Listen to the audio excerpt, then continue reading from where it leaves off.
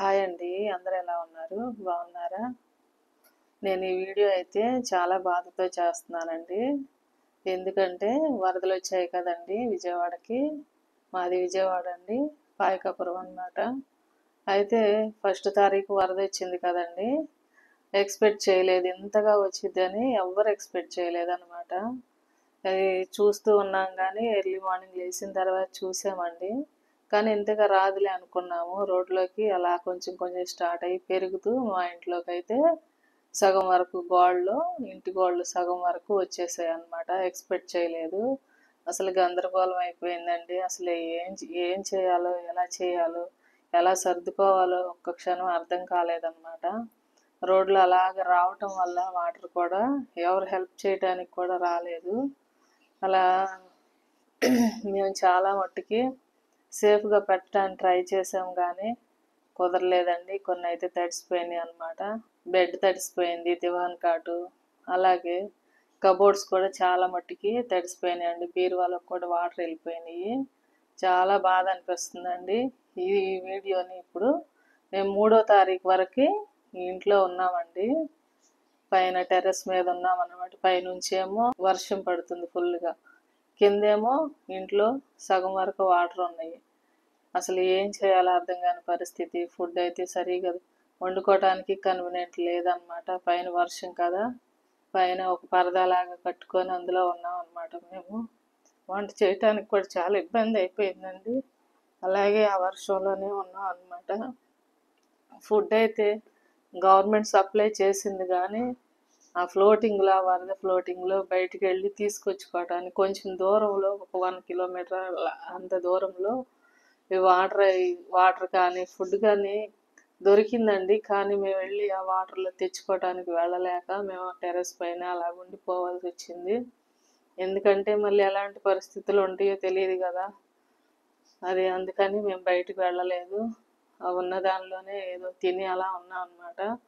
కనీసం ఫుడ్ కూడా పొట్ట నిండా తినడానికి లేదండి. ఎందుకంటే బాత్రూమ్స్ మునిగిపోయాయి.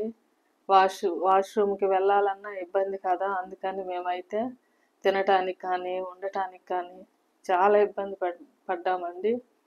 అలాంటి పరిస్థితుల్లో చాలా ఇబ్బంది పడ్డ తర్వాత 3వ రోజు ఫోన్ కమ్యూనికేషన్ లేదు ఎవరికైనా చెప్పడానికి. చీకటి అన్నమాట. కరెంట్ అయితే అసలు లేదన్నమాట. చాలా ఇబ్బంది పడ్డాము. అలాగే 3 రోజులు గడిపామండి. ఆ తర్వాత మా తమ్ముడు వాళ్ళు వచ్చి తీసుకెళ్ళారనమాట. వాళ్ళ సేఫ్ ప్లేస్కి వాళ్ళ ఇంటికి తీసుకెళ్ళిపోయారనమాట. ఆ తర్వాత నేను 10వ తారీఖు మళ్ళీ తిరిగి ఇంటికి వచ్చామండి. మేము ఇంటికి వచ్చేటప్పటికి వాటర్ అంతా పోయి ఇదిగో ఇల్లు ఇలా ఉందన్నమాట. చూశారు కదా, అన్నీ తడిసిపోయి చాలా ఇదిగా ఉంది. 3వ రోజు అయితే మేము వెళ్ళేటప్పటికి కొంచెం వాటర్ ఇంట్లోవి అంటే వాష్ ఏరియా వైపు సందుల్లో అటు ఉన్నాయండి. వాటర్ అయితే ఫుల్గా రూమ్స్లో అవి కొంచెం వెళ్ళిపోయినాయి అనమాట. అప్పుడు మళ్ళీ మేము ఊరు వెళ్ళిపోతే ఈ బురదంతా పట్టేసిద్ది కదా అని చెప్పేసి మేము ఏం చేసామంటే ఆ వరద వాటర్తోనే ఆ బురదంతా జస్ట్ అట్లా వాటర్తో కొట్టేసామన్నమాట. అందుకే ఇలా ఉందన్నమాట. లేకపోతే అసలు చూడలేకపోయే వాళ్ళం బురద పట్టేసి. ఇదిగో వెనక వైపు నేను క్లీన్ చేస్తున్నాను కదా, అలా పట్టేసింది అనమాట బురద. మళ్ళీ అన్ని రోజులు మేము ఇంట్లో లేకపోతే బురద పట్టేసి మరీ గందరగోళం అయిపోయిద్ది అని చెప్పేసి ఆ రోజు మేము కొంచెం అట్లా నీళ్లు కొట్టేసి వెళ్ళామన్నమాట. అందుకే ఈ ఫ్లోర్ కొంచెం ఇలా కనిపిస్తుంది అనమాట. చాలా ఇదైపోయిందండి. అలాగే మేము ఎంత క్లీన్ చేసుకునేటప్పటికి అది మా బాడీ అయితే ఎంత మాత్రం సపోర్ట్ చేయలేదు. చాలా బాడీ పెయిన్స్ వచ్చి అసలు చేయలేని పరిస్థితి అన్నమాట. మేమైతే వచ్చి 3 డేస్ అవుతుందండి. ఎర్లీ మార్నింగ్ లెగుస్తున్నాం అనమాట. లేచి మళ్ళీ 12 అవుతుంది నైట్ పడుకునేటప్పటికి. అప్పటి వరకు నాన్ స్టాప్గా చేస్తూనే ఉన్నామండి. తింటున్నాము, అసలు తింటలేదు అనేది కూడా తెలియట్లేదు అనమాట. ఆకలి కూడా వేయటం లేదు. ఇల్లు ఇలా ఉంది కదండి, గందరగోళంగా తినాలని కూడా అనిపించటం లేదు. ఇంత కష్టపడుతున్నా 3 డేస్కి కొంచెం కూడా కొంచెం క్లియర్ అయిందండి. ఇప్పుడు చూపిస్తున్నాను కదా, ఇంకెన్ని రోజులు పట్టిద్దో కూడా ఒక క్లారిటీ అనేది అనిపించటం లేదనమాట. మొత్తం క్లీన్ చేసిన తర్వాత మళ్ళీ ఎలా ఉందో మీకు వీడియో మళ్ళీ చేసి పెడతానండి. ఈ వరదల కారణంగా నిజంగా చెప్పాలంటే బయట వాళ్ళు ఎక్కడెక్కడి నుంచో వచ్చి చాలా విజయవాడకి వరద ప్రాంతాలు ఎక్కడైతే వరదకి గురైన ప్రాంతాలు ఉన్నాయో ఆ ప్రాంతాల్లో చాలామంది వేరే వేరే ప్లేసుల నుంచి వచ్చి కూడా చాలా పనిచేశారండి. ఫుడ్ ఇవ్వటం కానీ, అలాగే రోడ్లు క్లీనింగ్ కానీ, హౌస్లు క్లీనింగ్ కానీ చాలా మట్టుకి ప్రభుత్వం కూడా చాలా మట్టుకి కృషి చేశారండి అందరూ. అలాగే ఫుడ్ అయితే మంచిగానే ఇచ్చారు, కానీ వెళ్ళి తెచ్చుకోగలిగిన వాళ్ళు అయితే తెచ్చుకున్నారండి. వెళ్ళలేని వాళ్ళు మాకులాగా ఇబ్బందులు అయితే పడ్డారనమాట.